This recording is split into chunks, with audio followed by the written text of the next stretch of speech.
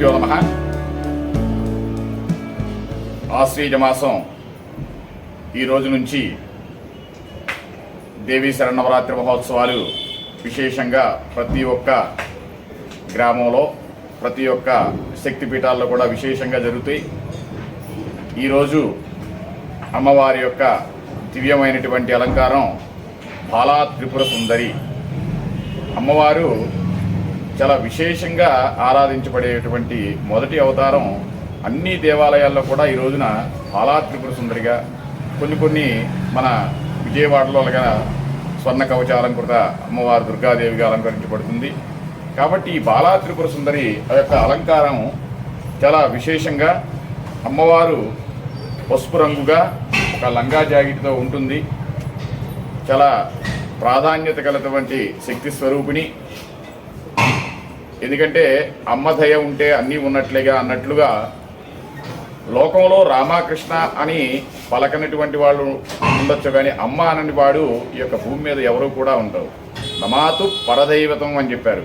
మనకు తల్లిని మించిన దైవం లేదని చెప్తున్నారు. అది దైవం అన్నప్పటికీ కూడా మన కన్న తల్లి అయినప్పటికీ కూడా దైవంకి ఉన్నటువంటి ప్రాధాన్యత ఇచ్చారు. కాబట్టి అలాంటి అమ్మ మన యొక్క బాలా త్రిపుర సుందరి.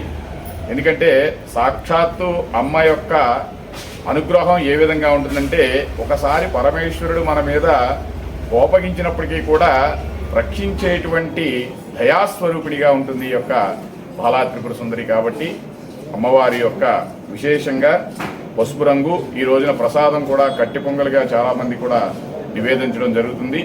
కాబట్టి మా అమ్మవారి యొక్క దివ్యమైనటువంటి అలంకారాన్ని ప్రతి ఒక్కరూ కూడా భాగవతోత్తములందరూ కూడా దర్శించుకుని ఈ యొక్క దృశ్య శ్రవణం ద్వారా అమ్మవారి యొక్క కృపాకటాక్షాలు ప్రతి ఒక్కరికి కూడా ఉండాలని మనస్ఫూర్తిగా కోరుస్తూ, యాదేవి సర్వభూతేషు మాతృరూపేణ సంస్థిత. నమస్తస్యై నమస్తస్యై నమస్తస్యై నమో నమః.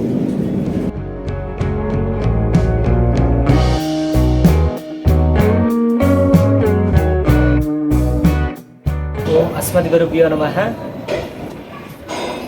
దసరా నవరాత్రుల్లో భాగంగా ఈరోజు మొదటి రోజు అమ్మవారి యొక్క దివ్యమైనటువంటి అలంకరణ బాలా త్రిపుర సుందరీ దేవి.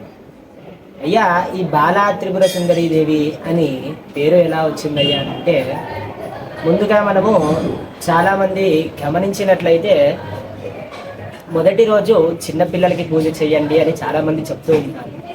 ఇది అంతయు కూడా ఈ అమ్మవారి యొక్క జననంతో వచ్చినటువంటిది మొట్టమొదటి అవతారం బాలా త్రిపుర సుందరి. అలాగే చిన్నపిల్లలాగా ఎందుకు ఉంటుందయ్యా అని అంటే, మనం సహజంగా చిన్నపిల్లలు చూసుకున్నట్లయితే వాళ్ళందరూ కూడా సుఖ సంతోషంగా ఉంటారు. అంటే వాళ్ళకి ఎటు విధమైన ఆలోచనలు ఏవి కూడా ఉండవు.